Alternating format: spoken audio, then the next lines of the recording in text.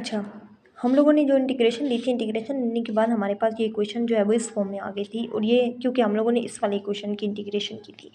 अब इस इक्वेशन को अब देखें तो ये इसी इक्वेशन की लेफ्ट हैंड साइड है, हम लोग इसी इक्वेशन के अंदर पुट कर लेते हैं। यही जो ये पूरी की पूरी इक्वेशन है वो आपको लेफ्ट हैंड साइड की फॉर्म में मैं इसको ऐसे लिख देती हूँ, a-c का होल स्क्वायर, उसके बाद natural log of a-x divided by c minus x, ठीक है, और plus c minus a divided by a minus x आ जाएगा, ठीक है। तो ये वाली जो वैल्यू है, ये वाली वैल्यू कुछ इस फॉर्म में आ जाएगी, और इसकी इक्वेशन की जो ये वाली राइट हैंड साइड थी, जब मैंने इसकी इंटीग्रेशन ली तो ये इक्वेशन आ जाएगी के टी प्लस सी। सी क्या है? सी इज़ द इंटीग्रेशन कांस्टेंट, के टी प्लस सी, ठीक है। ये इस फॉर्म में आ जाएगी। अब ये तो रिलेट कर रहा है, लेकिन what will be the value of C for that in this case, ठीक है। जब आप थर्ड ऑटो रिएक्शन का ये वाला केस देख रहे होंगे तो इसके अंदर आपकी सी की वैल्यू क्या आएगी। इसकी वैल्यू निकालने के लिए आप क्या करेंगे, पुट द इनिशियल कंडीशंस। आप इनिशियल कंडीशंस को पुट करें, पुट इनिशियल कंडीशंस, यानी कि जब टाइम ज़ीरो था तो ज़ाहिर है एक्स की कंसंट्रेशन क्या थी, ज़ीरो थी, ठीक है। ये सारा कुछ हम लोग क्यों कर रहे हैं, ये कर रहे हैं हम लोग to find the value of c की वैल्यू निकालने के लिए, इस इक्वेशन को सिंप्लीफाई करने के लिए हम लोग काइनेटिक्स देख रहे हैं, रेट ऑफ रिएक्शन देख रहे हैं। तो इस इक्वेशन को मज़ीद सिंप्लीफाई करने के लिए हम लोग जो है वो इसके अंदर सी की वैल्यू जो है वो पुट कर रहे हैं। Time is equal to zero, initial conditions, जब टाइम जीरो था तो ज़ाहिर प्रोडक्ट की कंसंट्रेशन जीरो थी, यही वाली कंडीशन हम लोगों ने इस इक्वेशन के अंदर पुट कर देनी है। सपोज करेंगे मेरे पास ये वाली इक्वेशन थी, इक्वेशन नंबर 4 कह लें, ठीक है। पुट इन इक्वेशन 4, इक्वेशन 4 के अंदर पुट किया, ये वाली वैल्यू क्या बन जाएगी, 1/a माइनस सी का whole square natural log of a, X की कंसंट्रेशन जीरो है तो इसकी जगह जीरो पुट कर दिया, डिवाइडेड बाय सी, एक्स की कंसंट्रेशन जीरो तो यहाँ पे भी जीरो आ जाएगा, plus c minus A, X की कंसंट्रेशन जीरो है तो यहाँ पे भी जीरो पुट कर दिया, इज इक्वल टू के टी प्लस सी, ये इसकी इक्वल आ जाएगा, ठीक है। अब जब ये कॉन्सेंट्रेशन जीरो है तो एक अलग हो जाएगा, सी अलग से आ जाएगा, और यहाँ पे भी सी और ए जो है वो अलग हो जाएंगे। अब क्योंकि टाइम भी यहाँ पे जीरो था तो टाइम भी यहाँ पर आप जीरो पुट कर दें, ठीक है। 1/a माइनस सी का होल स्क्वायर नेचुरल लॉग रह जाएगा a डिवाइडेड बाई सी का, plus c minus A divided by A, is equal to K zero के साथ मल्टीप्लाई होगा तो जीरो आ जाएगा, और पीछे क्या रह जाएगा, जस्ट सी रह जाएगा। तो यहाँ पे ये जो c की वैल्यू है, ये c की वैल्यू क्या आती है, 1/a माइनस सी का whole square natural log of a divided by c into c minus a plus C minus A divided by a. ये आपके पास c की वैल्यू आ गई। c क्या है, c is the integration constant, c is the integration constant, ठीक है। अब इस इंटीग्रेशन कांस्टेंट की वैल्यू आप इक्वेशन नंबर 4 के अंदर डाल दें, ठीक है। इसको सिंप्लीफाई करने के लिए, ताकि हमारे पास ऐसी इक्वेशन आ जाए स्ट्रेट लाइन ग्राफ के लिए, ताकि हम ग्राफ वगैरह प्लॉट कर सकें। हमारे लिए जब भी हम प्रैक्टिकल वर्क कर रहे हों तो हमारे लिए ये चीज़ आसान हो जाए कि हम रेट को कैसे डिटर्मिन कर सकते हैं। तो यहाँ पे इक्वेशन नंबर 4 पहले ये वाली वैल्यू तो एज इट इज़ आ जाएगी 1/a माइनस सी का होल स्क्वायर, ठीक है, a माइनस सी का whole square into natural log किसका, a minus x divided by C minus x, plus C minus A divided by A minus x, ये वाली value is equal to के T. और यहाँ पे c की वैल्यू क्या है, c की वैल्यू जो हम लोगों ने अभी फाइंड आउट की है, c की वैल्यू वो लगाएंगे a माइनस सी का होल स्क्वायर, a माइनस सी का होल स्क्वायर, यहाँ पे natural log of a divided by c, ठीक है, और फिर plus C minus A divided by a, ये वाली वैल्यू आ जाएगी, ठीक है। सपोज करें मैं इस वाली वैल्यूज़ को यहाँ पे इन ब्रैकेट्स के अंदर जो है वो यहाँ पे सपोज कर देती हूँ, ठीक है। अब क्योंकि मुझे यहाँ से इस इक्वेशन को अगर मैं इस साइड पर लेकर आऊँ, ये जो पूरी इक्वेशन है ब्रैकेट में, इसको अगर मैं इस साइड पर लेकर आऊँ तो ये इधर प्लस हो रही थी, दूसरी साइड पर जाके क्या हो जाएगी, माइनस। तो इस इक्वेशन को ऐसे कर लेते हैं, 1/a माइनस सी का whole square natural log of a minus x divided by C minus x, plus C minus A divided by A minus X minus, ठीक है। ये पूरी एक इक्वेशन है, इसमें से मुझे क्या माइनस करना है, क्योंकि मैं इस इक्वेशन को इधर लेके आई थी, तो इसलिए माइनस करने के लिए मैं क्या करूँगी, 1/a माइनस सी का whole square natural log of a divided by c plus C minus A divided by a, तो ये वाली वैल्यू जो है वो एज इट इज़ में आ जाएगी और ये किसकी इक्वल है, ये इक्वल आ जाएगा के टी के। अब इन दोनों इक्वेशंस के अंदर से देखना है कि 1/a-c² और यहाँ पे भी 1/a-c², ये दोनों कॉमन आ रही हैं, ठीक है। तो यहाँ पे दोनों को एज इट इज़ मैंने यहाँ पे क्या कर लिया, एक ही दफ़ा लिख लेते हैं और वो मैंने यहाँ पे कॉमन ले लिया। प्लस नेचुरल लॉग है, नेचुरल लॉग a-x और c-x, ये तो पहले से प्रेजेंट था, a-x ओवर c-x, ये तो एज इट इज़ था।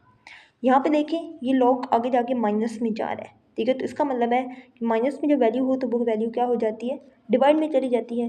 तो ये चीज़ किसके साथ डिवाइड में चली जाएगी, ये चीज़ चली जाएगी डिवाइड में, दैट इज़ द a-c के साथ डिवाइड में चला जाएगा। ये इक्वेशन ऐसे बन जाएगी। प्लस आगे इक्वेशन देखें c-a डिवाइडेड बाई a-x, और ये वाली इक्वेशन क्योंकि माइनस में जाएगी तो माइनस में ये वाली वैल्यू बन जाएगी c-a divided by a is equal to के टी। इस इक्वेशन को मज़ीद सिंप्लीफाइड फॉर्म में लेके जाते हैं, 1/a-c का whole square into natural log, c divide हो रहा है, डिनोमिनेटर का डिनोमिनेटर नोमिनेटर कहलाता है, c उसके साथ जाके मल्टीप्लाई हो जाएगा, c इंटू a-x, नोमिनेटर है ये, डिनोमिनेटर का नोमिनेटर है तो बोलता है उसी डिनोमिनेटर के साथ ही मल्टीप्लाई होगा, a इंटू c-x, ये वाली इक्वेशन एज इट इज़ बन जाएगी। और प्लस इसको सॉल्व करने के लिए हम लोग क्या करेंगे, हम लोग इसका ले लेते हैं एलसीएम, a इंटू a-x, ये कैंसिल आउट हो जाएगा, एलसीएम लेंगे तो यहाँ पे a किसके साथ मल्टीप्लाई होगा,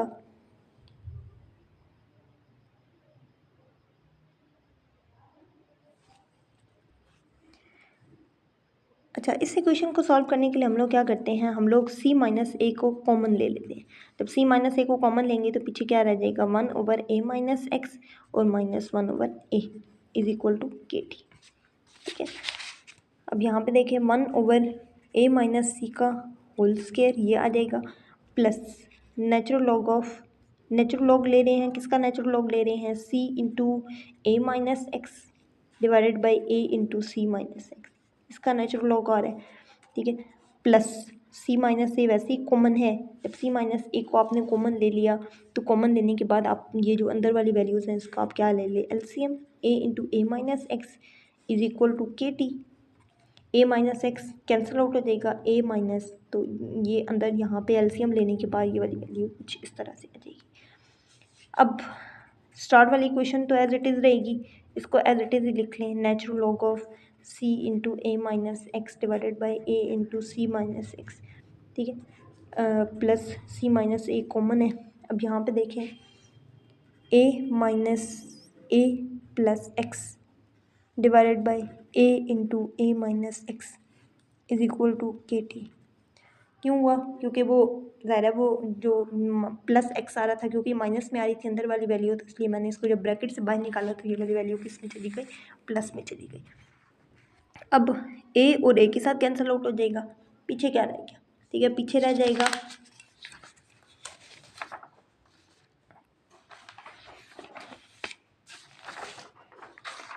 पीछे वैल्यू क्या रह जाएगी, पीछे वैल्यू रह जाएगी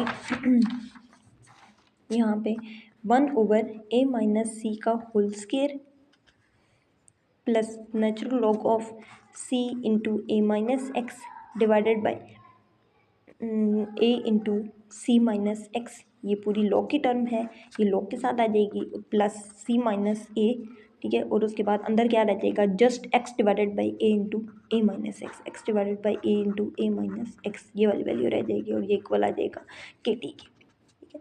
इसको सॉल्व कर लें, 1/a-c का whole square plus natural log of c into a-x divided by a into c-x plus x multiply है, किसके साथ मल्टीप्लाई हो रहा है, c-a के साथ divided by a into a-x और इज इक्वल टू के टी। ये जो इक्वेशन आई है third order reaction when the initial concentration of two reactant is same, ये जो इक्वेशन आई है that's the equation of the straight line, ठीक है। स्ट्रेट लाइन इक्वेशन है विद द नो इंटरसेप्ट, कोई इंटरसेप्ट इसके अंदर प्रेजेंट नहीं है। हाँ, अगर आप चाहते हैं कि आपके पास इंटरसेप्ट आए तो फिर आप ये जब c की वैल्यू यहाँ पे पुट करेंगे इस इक्वेशन के अंदर इक्वेशन नंबर 4 के अंदर आपने सी की वैल्यू पुट की थी इंटीग्रेशन कांस्टेंट की, तो आप इसके accordingly y is equal to m x plus c type बना सकते हैं, लेकिन वो थोड़ा कॉम्प्लिकेटेड हो जाएगा।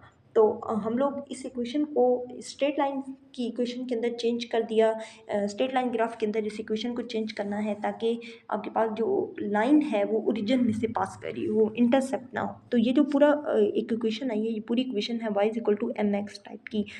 y कोरस्पोंड करता है y एक्सिस को, यहाँ पे x कोरस्पोंड करता है x एक्सिस को, और m कोरस्पोंड करता है स्लोप को।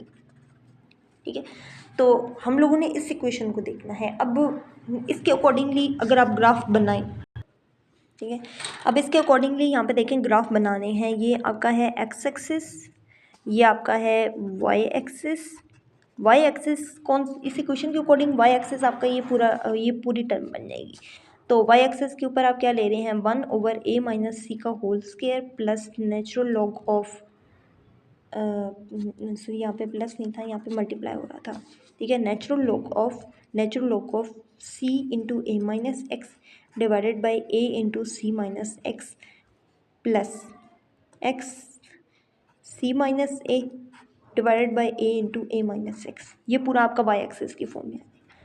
ये जो ग्राफ है, ये ग्राफ आपके पास स्ट्रेट लाइन ग्राफ है। ठीक है, ये ग्राफ आपका ओरिजिन में से पास करेगा। एक्स एक्सिस के ऊपर आप जस्ट क्या ले रहे हैं, टाइम ले रहे हैं। ठीक है, इक्वेशन के अकॉर्डिंगली टाइम होता है एक्स एक्सिस। स्लोप किसकी इक्वल है, स्लोप आपकी इक्वल आ जाएगी के की इक्वल आ जाएगी। ठीक है, तो ये आपके पास स्लोप जो है वो रेट कांस्टेंट की वैल्यू दे देगा। अगर आप फिर भी यहाँ पे जैसे ये 1/a माइनस सी का स्क्वायर ये आपके पास वैसे ही कांस्टेंट है, तो इसको अगर आप के साथ जाके मल्टीप्लाई करवाएंगे, यानी इस वाली इक्वेशन में से इस चीज़ को उठा के आप इसके साथ मल्टीप्लाई करवा देते हैं, तो ये जो स्लोप है वो स्लोप आपके पास आ जाएगा 1 ज़्यादा, वो उसके साथ जाके मल्टीप्लाई हो जाएगा। तो यहाँ पे ये वाली वैल्यू आ जाएगी a माइनस सी का होल स्क्वायर की फॉर्म में ये वैल्यू आ जाएगी। और अगर आपने यहाँ से k की वैल्यू निकालनी है तो आपको वैल्यू यहाँ पे slope divided by a minus सी का होल स्क्वायर जो है वो करनी पड़ेगी।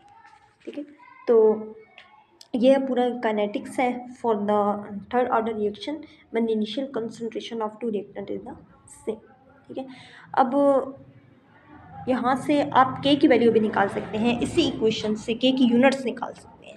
ठीक है, जब आपने यूनिट्स निकालनी होंगी k के लिए, तो यूनिट्स निकालने के लिए आप क्या करेंगे, यूनिट्स निकालने के लिए आप इसी वाली इक्वेशन को यूज़ करेंगे। इक्वेशन क्या है, 1/a माइनस सी का होल स्क्वायर, ये के टी की इक्वल है। ठीक है, natural log of c into a minus x divided by a into c minus x, ये इक्वेशन है, और plus x into c minus A divided by a into a minus x.